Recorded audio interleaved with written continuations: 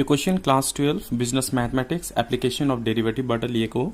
Question number 9 मा हेर्न सकिन्छ। A function fx is defined, fx को भ्यालु यहाँ दिएको छ। नंबर 1 मा is the function increasing or decreasing at x is equal to 1।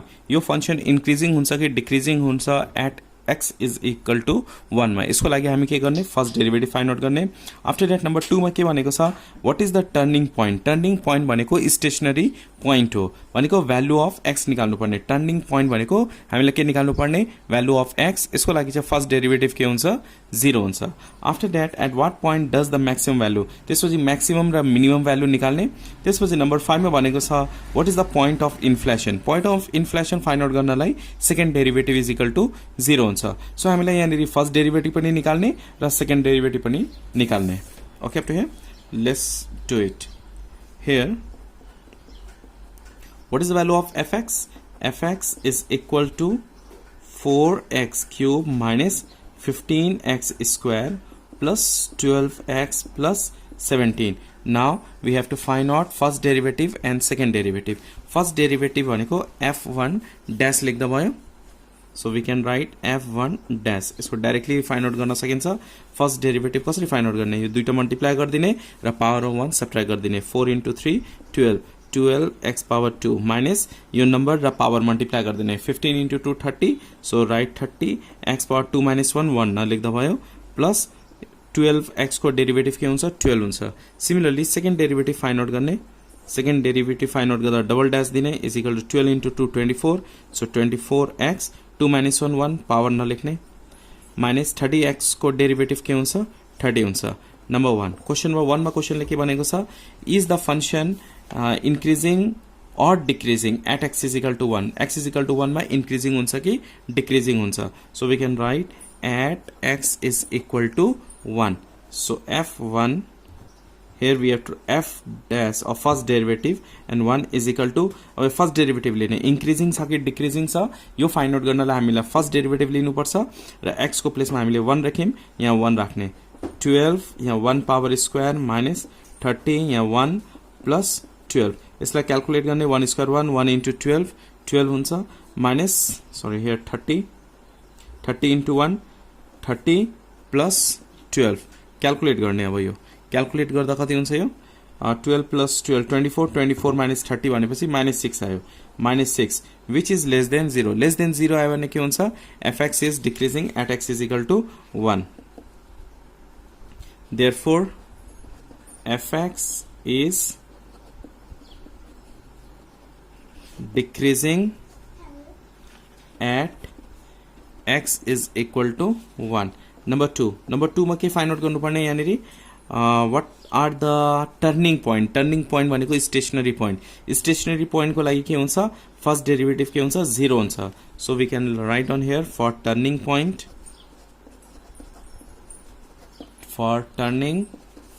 Point, or we can say stationary point, we have first derivative is equal to 0। so f dash x is equal to 0। First derivative कति छ, यहाँनिर 12x square minus 30x minus plus 12, so 12x square minus 30x plus 12 is equal to 0। यहाँबाट common 6 लिन सकिन्छ, 6 2 12, 6 5 30, so 6 common लिन सकिन्छ। 6 2 12 x square minus 6 5 30x plus 6 2 12 is equal to 0। Or we can write here 2x square minus 5x plus 2 is equal to 0। 6 तल जान्छ, 0/6 भनेको 6। अब के गर्ने, फर्स्ट एंड लास्ट के गर्ने, मल्टिप्लाई गर्ने, फ्याक्टराइज गर्ने, and we can get value of x। 2 into 2 4, multiply गर्दा 4 र एड गर्दा 5, so 2x square minus 4 plus 1 हुन्छ, so 4 plus 1 x plus 2 is equal to 0। 2x square minus 4 into x, 4x minus plus minus 1 into x, x plus 2 is equal to 0। 2x common आयो, remaining x minus 2 minus 1 common, remaining x minus 2 is equal to 0। again we can take here x minus 2 common, so x minus 2 common, remaining 2x minus 1 is equal to 0। either or लिने, यानी either x minus 2 is equal to 0, x को value कति आयो 2, और 2x minus 1 is equal to 0, so 2x is equal to 1, x is equal to कति आएको छ 1/2।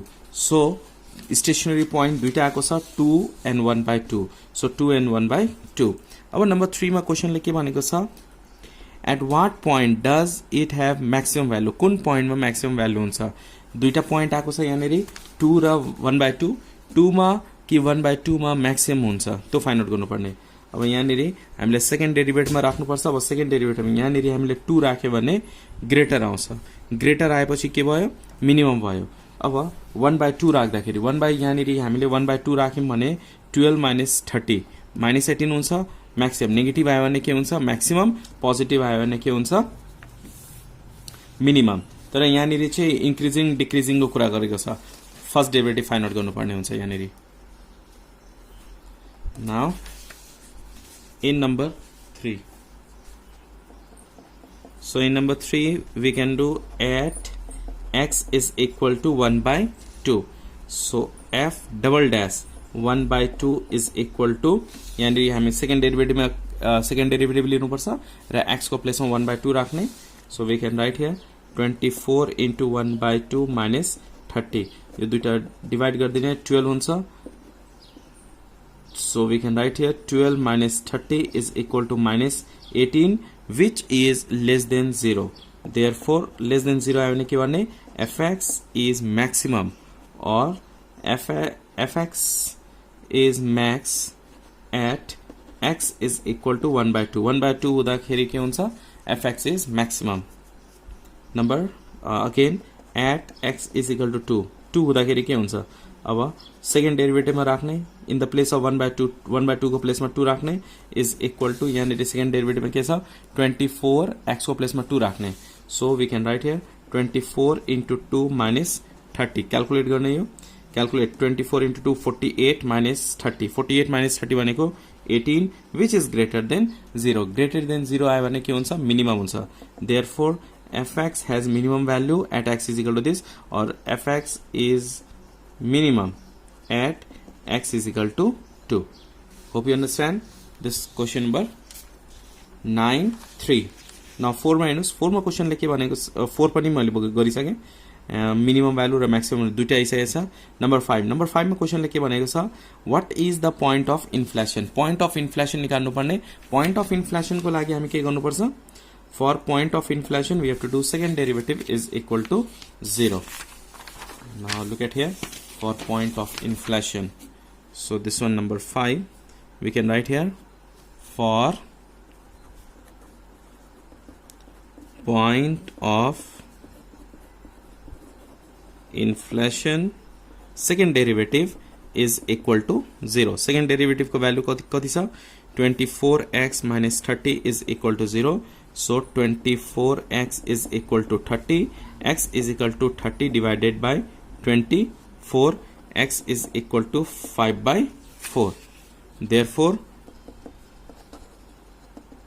point of inflation is at x is equal to 5/4 hope you understand this question number 9 now look at question number 10 question number 10 मा क्वेशनले के भनेको छ so that the function एउटा function दिएको छ has neither maximum nor minimum maximum पनि हुँदैन minimum पनि हुँदैन यो निकाल्नु पर्ने so here what is the value of fx is equal to x cube minus 6x square plus 48x plus 150 अब यसको लागि के गर्ने फर्स्ट डेरिभेटिभ फाइन्ड आउट गर्ने so फर्स्ट डेरिभेटिभ के हुन्छ 3x square minus 6 2 जा 12x plus 48 अब यहाँ हेर्न सकिन्छ कि 3 common we can take 3 common here 3 common आएपछि रिमेनिङ के हुन्छ x square minus 4x plus 16 okay up to here now we have to factorize multiply गर्दा 16 र एड गर्दाखेरि 4 which is impossible यसलाई factorize गर्न सकिदैन yes so we can write here 3x square minus 4x यसलाई 16 लाई हामी के गर्छ ब्रेक गर्न सक्छौं 4 plus 12 मा तर पनि we cannot get any number yes so this we can convert in the form of formula so we can write here 3x minus 2 whole square a minus b whole square a square minus 2b plus b square and plus 12 which is not equal to 0 हामी 0 गर्न सक्दैनौं for any value of x x को value find out गर्न सकिदैन so for any value of x. Okay up to here, for any value of x यसबाट equal to 0 राख्दाखेरि x को value find out गर्न सकिदैन. So we can write on, so fx has neither max nor mean value.